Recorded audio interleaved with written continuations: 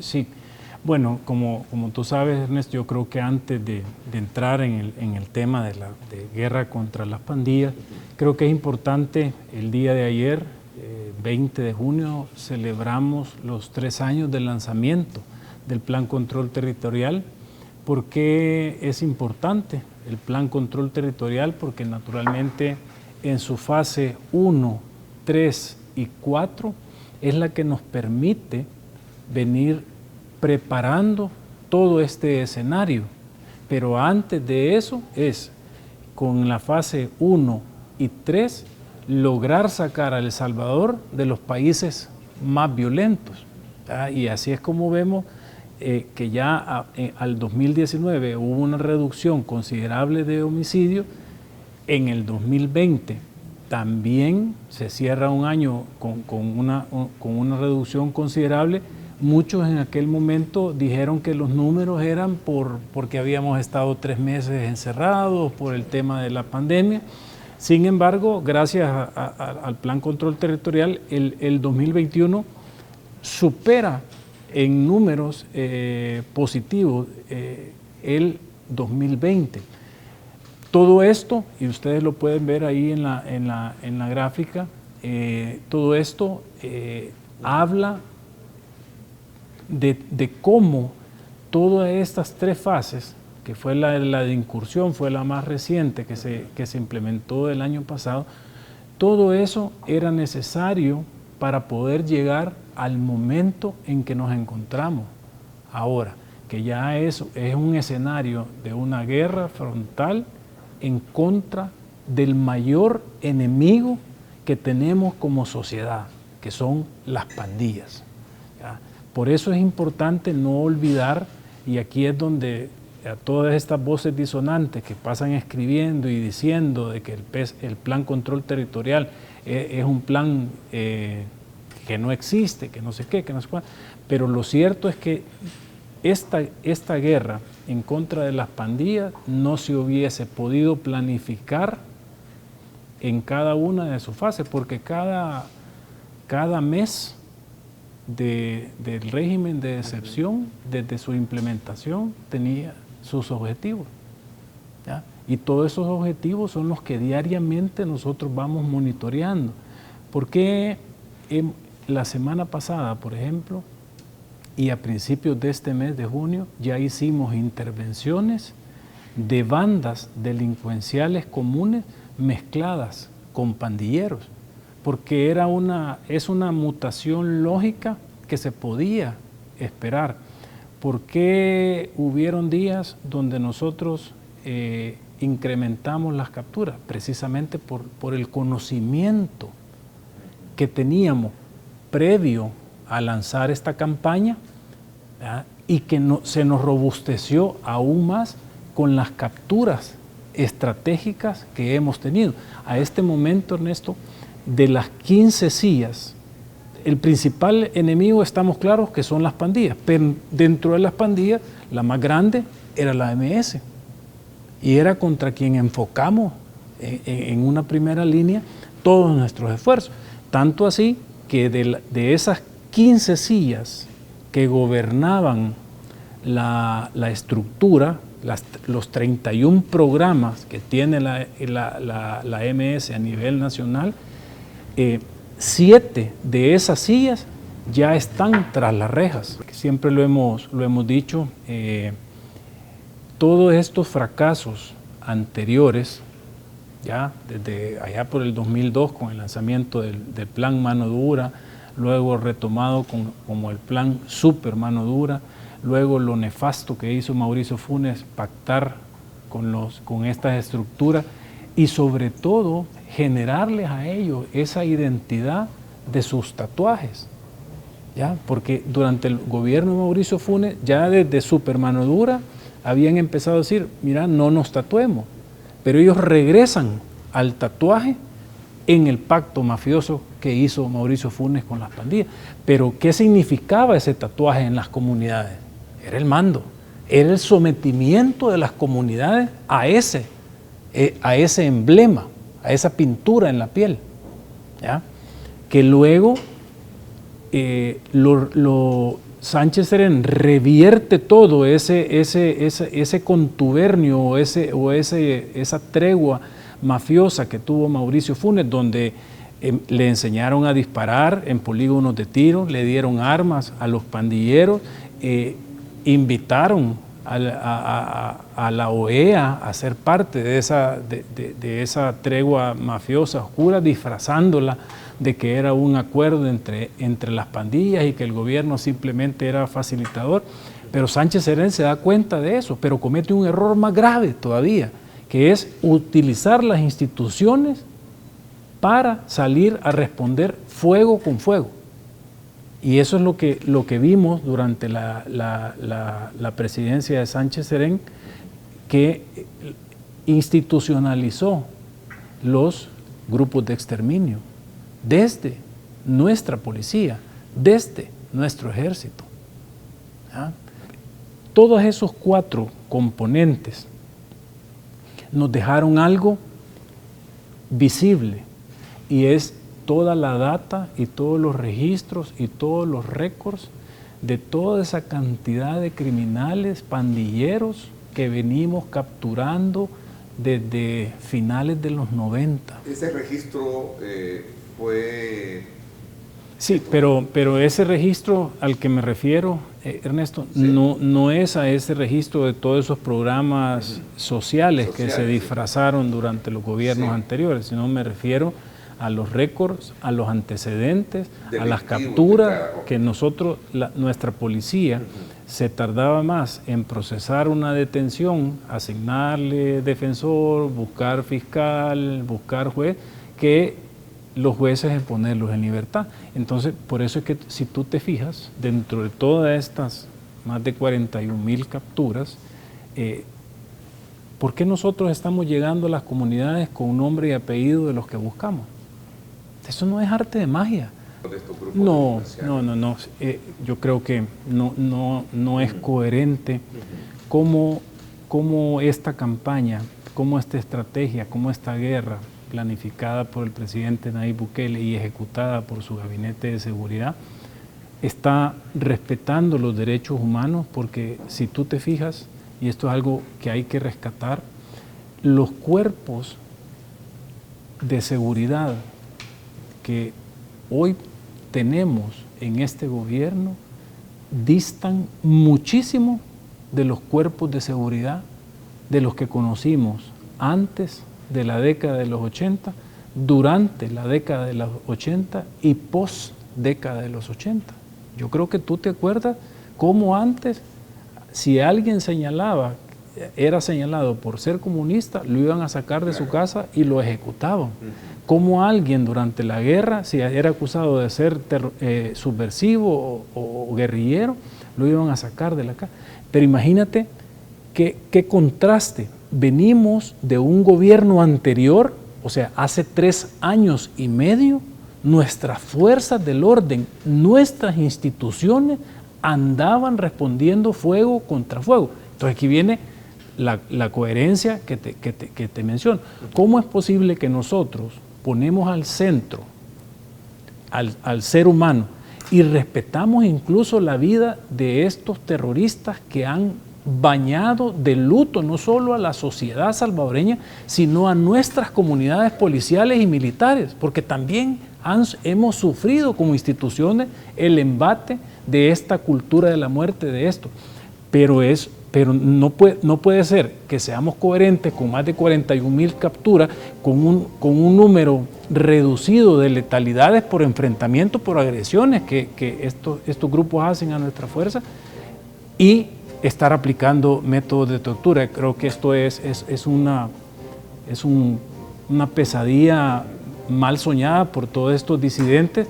Lo cierto es que desde un escritorio y recibiendo todos los apoyos que estos grupos están recibiendo para atacar esta guerra en contra de la pandilla, que al final no están atacando al gobierno del presidente Nayib Bukele, nos están atacando a todos como sociedad, porque ¿por qué nunca velaron por los derechos de los salvadoreños?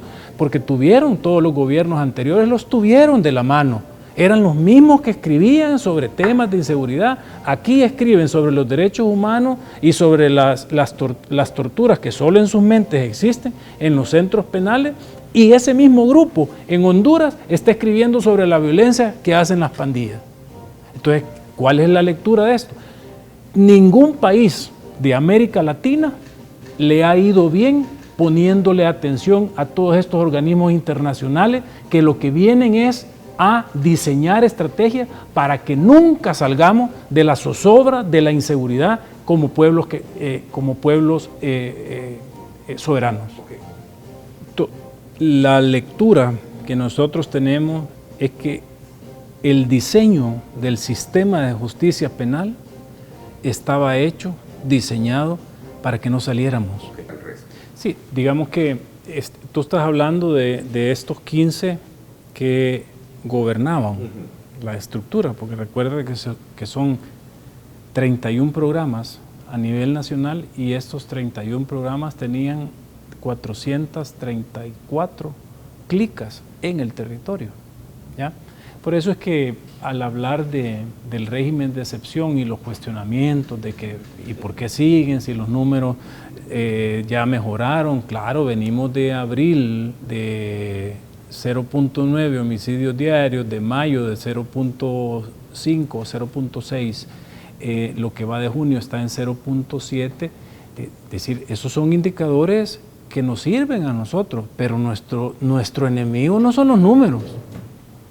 Nuestro enemigo es esa estructura que se potenció, repotenció por años por las políticas públicas en materia de seguridad fallida de gobiernos anteriores, que naturalmente después de más de 30 años de estar dentro de esa sociedad y haber pretendido ellos montar una sociedad paralela, ¿verdad?, en nuestras comunidades, claro, tienen una estructura. Recuérdate que uno de los grandes problemas que aquí vinieron una gran cantidad de especialistas de diferentes organismos internacionales y decían, ¿cómo cerramos la ruta para que nuestras niñas, niños y jóvenes vayan a las pandillas? ¿Te acuerdas que eso, digamos, académicamente había una gran cantidad de gente que escribía sobre eso? De hecho, el diseño que tuvo el FMLN del Plan El Salvador Seguro tocaba parte de esos temas, los anteriores gobiernos también, el anterior también. Entonces, por eso es que la estrategia, cuando arranca esta guerra en contra de las pandillas, que fue básicamente con el régimen de excepción, si lo tomamos así, un 27 de marzo, es donde se impacta a esa base de la pirámide, pero también llegamos a la parte media de la pirámide. Ya, naturalmente, dentro de estos golpes estratégicos estaba impactar a la cabeza de esta estructura, que es las 15 sillas que te comento. Entonces, todo, Ernesto, se analiza diariamente. Esto lo hacemos responsablemente bajo el liderazgo del presidente Nayib Bukele, quien también está diariamente analizando junto con nosotros todos los datos que estamos analizando, porque aquí recuérdate que todas las herramientas, digamos que todo esto es lo que nosotros analizamos ya desde más o menos desde 2018, 2019, ya se notaba cómo algunos miembros pertenecientes a estas estructuras terroristas, al tener una acumulación de órdenes judiciales, buscaban el área rural para ocultarse, ¿ya? Entonces, ese fenómeno se fue desarrollando. Ahora, al haber nosotros tomado el territorio donde ellos supuestamente ejercían una función coercitiva sobre nuestras comunidades, entonces ellos están buscando el área rural con más incidencia que antes, porque antes era aquellos que acumulaban una serie de órdenes de captura judiciales, se iban a montar estos campamentos. Ahora, naturalmente, no necesariamente son estos. Otros también han emigrado para México. Muchas de esas sillas que tenemos pendientes, sabemos que están en México, ¿no? Y que desde allá están girando instrucciones de manera cobarde. Por algo tienen mucha similitud con el FMLN. Sus líderes huyen y dejan aquí a sus vasallos recibiendo órdenes, pero no son ellos los que están poniendo el pecho, porque los líderes, al igual que muchos del FMLN que están en Nicaragua, otros en México, curiosamente los líderes de las pandillas de esta estructura MS también están en México. Recuerda, Ernesto, que aunque estas voces disonantes no lo quieran reconocer, pero lo cierto es que nosotros, toda esta estrategia se ha montado sobre un Estado de Derecho que tiene pesos y contrapesos. A la actuación policial en el territorio se somete esa actuación a control de la Fiscalía General de la República. La Fiscalía analiza, valora, y cuando ellos determinan que no existen elementos, pues emiten una orden de libertad y desisten en contra de esa persona. Pero además, la Fiscalía, con las actuaciones de la policía, va a un control judicial, ¿ya? Entonces, claro, esos son como los pesos y contrapesos que tiene esto. Respecto a tu pregunta del 1, 2, 3, hay algo que hay que dejar muy claro, y es que el 1, 2, 3 no es un teléfono que funciona como un centro de emergencias comúnmente llamado o internacionalmente llamado como 911, ¿ya? Donde tú alertas sobre una noticia, sobre alguna emergencia, y tú mandas inmediatamente. El tratamiento de la información del 123 lleva otro proceso, de tal suerte que antes de enviar alguna comisión para verificar una información, está todo el perfilamiento, la indagación, revisar bases de datos, qué es lo que tenemos, verificamos también toda la data de centros penales, qué es lo que tiene la Fiscalía respecto a esas personas que nos han denunciado. Es decir, no es así tan a la ligera que alguien llama y dice, mire, Gustavo Villatoro es el que nos anda extorsionando acá en la colonia. Hay un protocolo de investigación. Hay un protocolo previo a desplazar policías a verificar la información. Han habido algunos errores, sin duda alguna, ¿no? Han habido, y por eso te lo digo, Ernesto, hay pesos y contrapesos en este sistema, por dicha. Esta guerra ha sido con un total respeto a los derechos humanos. No tenemos un escenario donde un 60-70% de estos 41,000 son letalidades. Dentro de todo, hemos capturado, aún con todas las armas que muchas veces han andado y que da pie para hacer generar una respuesta con todo nuestro equipamiento, pero es decir, tenemos capturas con un respeto a los derechos humanos, y sobre todo hay un sistema de garantías constitucionales que funciona. Para otro tenemos que esperar todas las investigaciones, y hemos estado en estos últimos días reuniéndonos semanalmente con la Fiscalía General de la República. Tenemos siempre nuestra comunicación con la Corte Suprema de Justicia, por supuesto, ¿ya? Pero con la Fiscalía, precisamente para diseñar los mecanismos que vamos a utilizar para poder hacer todas estas investigaciones y poder ir acreditando la estructura, la organización terrorista, la agrupación ilícita, pero de una forma ordenada, coherente con el fenómeno que combatimos.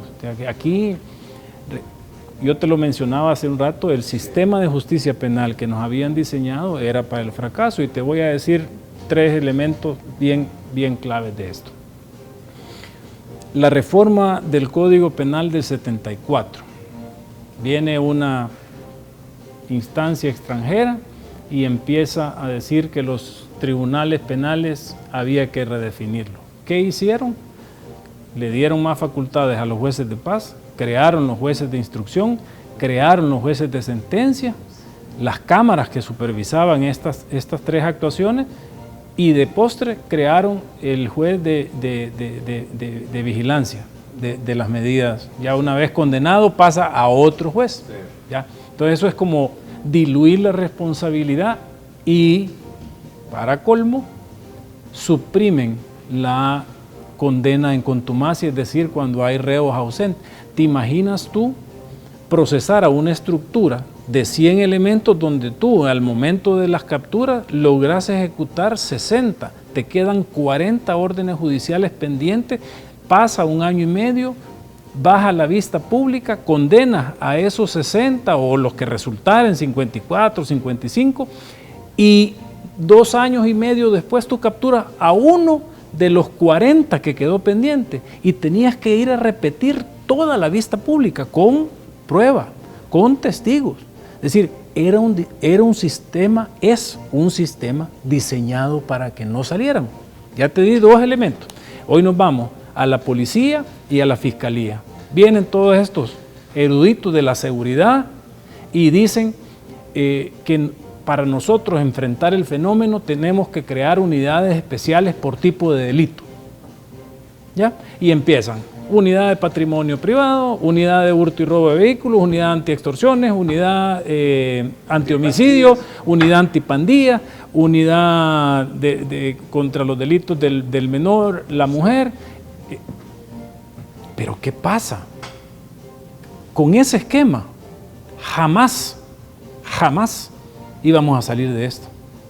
Porque tu enemigo es una entidad multicrimen. Ellos no se parten y dicen, mira, ustedes solo son extorsionistas, sí, nosotros somos robacarros, sí, violadores, o estos son violadores. Entonces nosotros estábamos llegando a traer 2 y la estructura al día siguiente ya tenía 4. Llegábamos a traer 4 y la estructura al día siguiente ya tenía 8. ¿Ya? Entonces eso mismo que crearon en la policía, también lo tenía la fiscalía.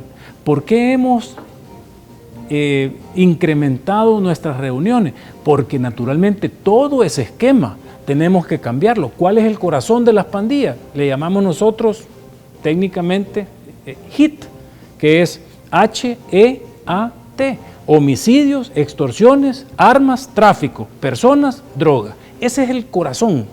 Y eso es esa es la entidad multicrimen que debe enfrentarse de un solo cuerpo. No podemos llegar 12 unidades por tipo de delito a enfrentar un fenómeno. El enemigo de nuestras comunidades se llama clica. El enemigo que comanda toda la estructura son los programas. Tenemos que enfrentarlos de esa manera.